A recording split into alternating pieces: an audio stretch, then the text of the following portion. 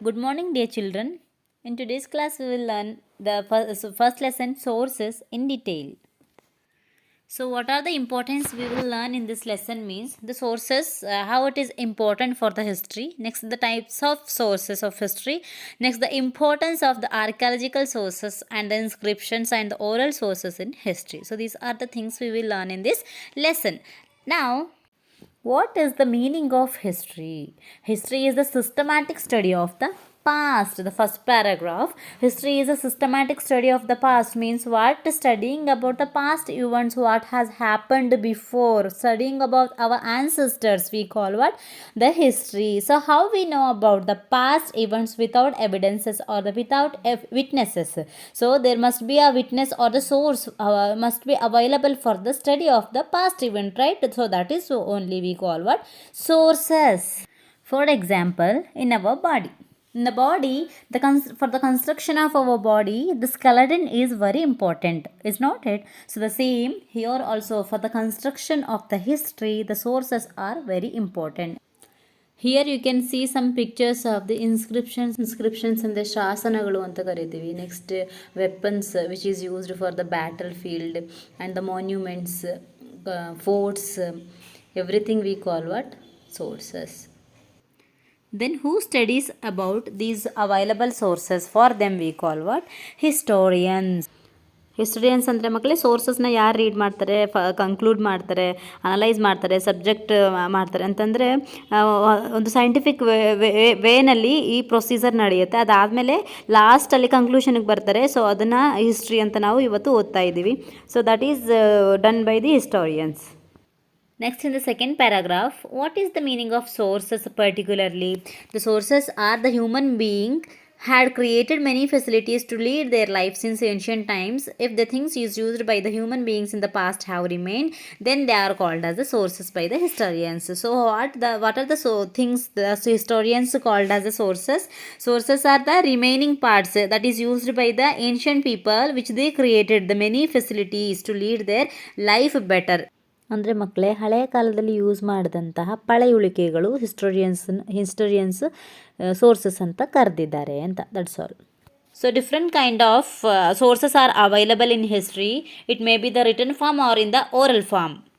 One more example I will give you. Suppose if I ask you what are the sources available for the preparation of your examination means you used to say, ma'am, I have textbooks, ma'am, I have notes, ma'am. That of written sources we call what? Written source. Next, if someone say, ma'am ಅವತ್ತು ನೀವು lesson ಮಾಡಿದ್ರಲ್ಲ ಅದು ನನ್ನ ತಲೆಯಲ್ಲಿ ಇನ್ನೂ ಇದೆ ma'am, ಅದನ್ನು ನೆನ್ಕೊಂಡೆ ನಾನು ಎಕ್ಸಾಮ್ ಬರೀತೀನಿ ಮ್ಯಾಮ್ ಅಂತಂದರೆ ಅದನ್ನು ನಾವು ಓರಲ್ ಸೋರ್ಸ್ ಅಂತ ಕರಿತೀವಿ. So for the study of history also there are written and oral sources. At first, in sources, there are two kinds. They are literary sources and archaeological sources. So, observe the textbook, the page number 1, my dears. Literary sources and archaeological sources. In literary sources, there are other divisions. They are written literature and oral literature. So, no need to get confusion. Literary sources, archaeological sources are the main important parts of the sources. Then, in literary sources, there are two divisions. They are written literature and oral literature. At first, the written literature is the main source of the literary source. So it is very important in the literary sources. Written literature means ಬರವಣಿಗೆ ಶೈಲಿಯಲ್ಲಿರುವಂತಹ ಒಂದು ಆಧಾರಗಳು. So that is very important in the literary sources. So the literature can be bring the contemporary social life of the times. The writer alive to us.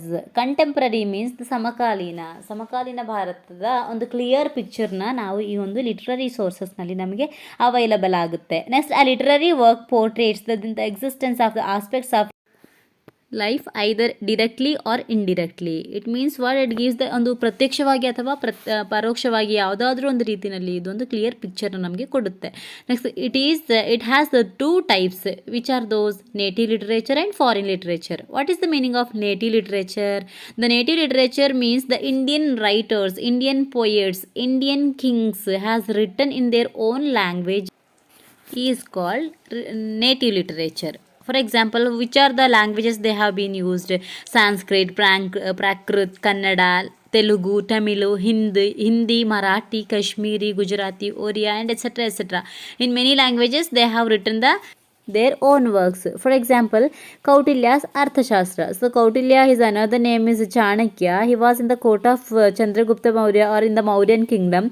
So he has written the Arthashastra book. Kautilya has written the Arthashastra. It is also an example for the native literature. Next, King Hala, he has written Gatashaptasadi. Next, Vishakadatta, he has written the Muddha Rakshasa. Next, Rajatarangini is written by Kalahana. Next, Banabhatta has written the Harsha Charita. Chand Bardai, he has written the Prithviraja Raso. Pampa, he has written the Vikramarjuna Vijaya. So etc etc, we can see the native literature. So these all native literature give the clear picture about the contemporary social, religious, economics, cultural and the political life of the people, how the contemporary people have been led their life, their political style, their religious style, their economic style, everything we will has been discussed, has been noted down in the native literary works. So these are about the native literature. Next, we will move to the foreign literature. What is the meaning of foreign literature? Native literature means the native people or the native kingdom, kings, poets has been written. The foreign literature means the name only saying many foreigners who visited India as a travelers, ambassadors, businessmen and officials and the missionaries. They have recorded their observations and the experiences in their work. It means so many foreigners have been visited to different kingdoms and different courts for the different purposes. ಅಂದರೆ ಮಕ್ಕಳೇ ಹಲವೊಂದು ಉದ್ದೇಶಗಳನ್ನು ಇಟ್ಕೊಂಡು ಅವರು ಇಂಡಿಯಾನ visit ಮಾಡಿದರು ಅಂತ ಅರ್ಥ ಆಗ್ತಾ ಇದೆಯಾ ಮಕ್ಕಳೇ? For example, many came for the visiting. Next, and summon came as an ambassador, ಅಂದರೆ ರಾಯಭಾರಿಗಳಾಗಿ ಬಂದರು. ನೆಕ್ಸ್ಟ್, ವ್ಯಾಪಾರಕ್ಕೋಸ್ಕರ ಬಂದರು. ಕೆಲವೊಬ್ಬರು ಧರ್ಮ ಪ್ರಚಾರವನ್ನು ಮಾಡಲಿಕ್ಕೋಸ್ಕರ ಬಂದರು. The ಫಾಹಿಯಾನ್, he has written Gokoki. Huyen Sang, he wrote the Siyuki. Next, Ptolemy wrote the geography. Next, Farista, he has written, or his work is Tariq-e-Farista. Next, Babar, he visited the country and his observation shared in the Tuzuk-e-Babari, and the other important sources also available. So these all foreign literature gives the contemporary social, political, economic, their culture and the administrative aspects. The contemporary ಅಂದರೆ ಹೇಳಿದ್ನಲ್ಲ, ಸಮಕಾಲೀನ ಭಾರತದ ಒಂದು social, ಸಾಮಾಜಿಕ, next political, economic, cultural and their administration, everything is discussed in their works. So these are the foreign literatures. My dears, these native and foreign literature both gives the contemporaries clear pictures. ಅವರದ್ದು ಒಂದು ಸಾಮಾಜಿಕ ಜೀವನ ಆಗಿರ್ಬೋದು, ಅಥವಾ ರಾಜಕೀಯ, economic ಅಂದರೆ ಆರ್ಥಿಕ ಜೀವನಗಳಾಗಿರ್ಬೋದು, cultural ಅಂದರೆ ಒಂದು ಸಾಂಸ್ಕೃತಿಕ ಜೀವನ, ಅಡ್ಮಿನಿಸ್ಟ್ರೇಟಿವ್ ಅಂತಂದರೆ ಅವ್ರದ್ದು ಆಡಳಿತ ಇರಬಹುದು. Everything is discussed in the native and foreign literature. So through this way we will learn about the contemporary worlds, the contemporary India's clear picture. So ಇದು ಮಕ್ಕಳೇ ರಿಟರ್ನ್ ಲಿಟ್ರೇಚರ್ನಲ್ಲಿ ಇದ್ದಂತಹ ನೇಟಿವ್ ಮತ್ತು ಫಾರಿನ್ ಲಿಟ್ರೇಚರ್ ಎರಡು ಡಿವಿಷನ್ಸ್ಗಳು. Next oral ಲಿಟ್ರೇಚರ್ನ ನಾವು ನೋಡೋಣ. Here the oral literature means it is only mainly based on the folk songs, folk stories. It means what ದಂತಕಥೆಗಳು ಅಂತ ಕರಿತೀವಿ, ಅಥವಾ ಜಾನಪದ ಸಾಹಿತ್ಯಗಳು ಅಂತ ಕರಿತೀವಿ. ಸೊ ಈ ರೀತಿಯಾಗಿ ಒಬ್ಬರಿಂದ ಒಬ್ಬರಿಗೆ ಪಾಸ್ ಆದಂತಹ ಒಂದು ಸ್ಟೋರಿಗಳನ್ನು ಇವತ್ತಿಗೂ ಕೂಡ ನಾವು ಕಲಿತೀವಿ. ಸೊ ಇದನ್ನು ನಾವು ಓರಲ್ ಲಿಟರೇಚರ್ ಅಂತ ಕರಿತೀವಿ. For example, in Tipu Sultan's fort, if we visit to the fort of the Tipu Sultan means there the guide will give the different kinds of stories he will explains, right? So that is an example for the a story type. So still the Tipu ಸುಲ್ತಾನ್ದು ಏನು 17th ಸೆಂಚುರಿನಲ್ಲಿ ಓದಿರೋದಲ್ವ ಮಕ್ಕಳೇ. So ಅದನ್ನು ನಾವು ಇವತ್ತಿಗೂ ಕೂಡ ನಾವು story ಟೈಪ್ನಲ್ಲಿ ತಿಳ್ಕೊಳ್ತೀವಿ ಅಂತಂದರೆ, so that is like a oral literature.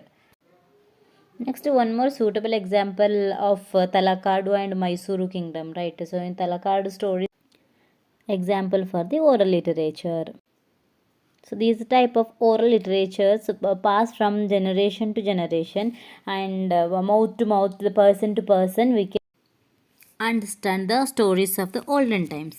Next, another example for the oral literature is some legendary stories, like the names of the places, Shravanabelagula, why the Shravanabelagula named as the Shravanabelagula, why the Bengaluru is called as a Bengaluru. Next, Koppala, Pattadakallu. These are also some legendary stories which is example for the oral literature.